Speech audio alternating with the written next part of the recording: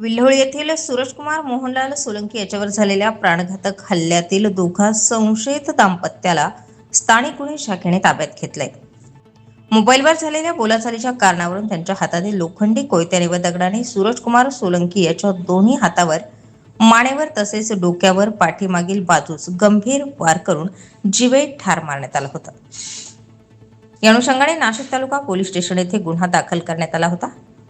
यातील संशयित महिला व पुरुष यांनी अज्ञात स्थळावरून पलायन केलं होतं. घटनेचं गांभीर्य लक्षात घेत नाशिक ग्रामीण जिल्हा पोलीस अधीक्षक बाळासाहेब पाटील, अप्पर पोलीस अधीक्षक आदित्य मिरखेलकर यांनी तात्काळ दखल घेऊन पोलीस पथकांना आरोपींच्या शोधासाठी मार्गदर्शन करून सूचना केल्या.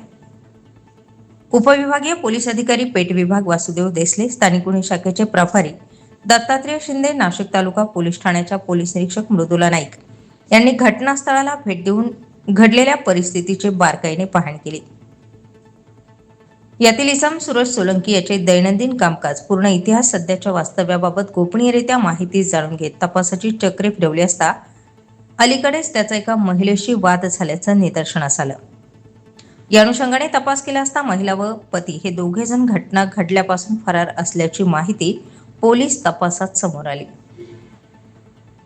यामध्ये हनुमंत शिंदे तसंच साधना शिंदे या दोघांना पोलिसांनी ताब्यात घेऊन चौकशी केली असता या दोघांनीही गुन्ह्याची कबुली दिली. सूरज सोलंकी हा साधना हिला ब्लॅकमेल करून तिच्याकडे अनैतिक संबंधाची मागणी करू लागला, तसेच परिवाराला जीवे ठार मारण्याची धमकी देत असल्याचं साधना शिंदे हिने पोलीस तपासात सांगितलंय.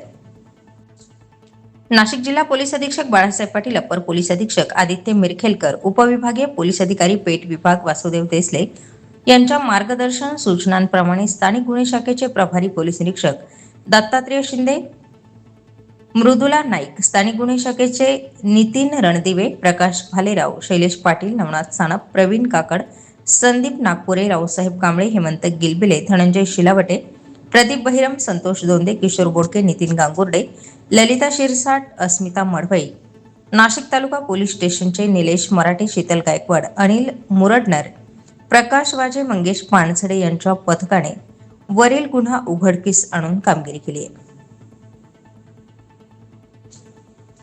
या गुन्ह्याचा अधिक तपास तालुका पोलीस ठाण्याच्या पोलीस निरीक्षक मृदुला नाईक यांचं पथक करीत आहे. स्टार 24 फास्ट न्यूज साठी माधव खाबिया सह सागर गांगुर्डे, नाशिक ग्रामीण.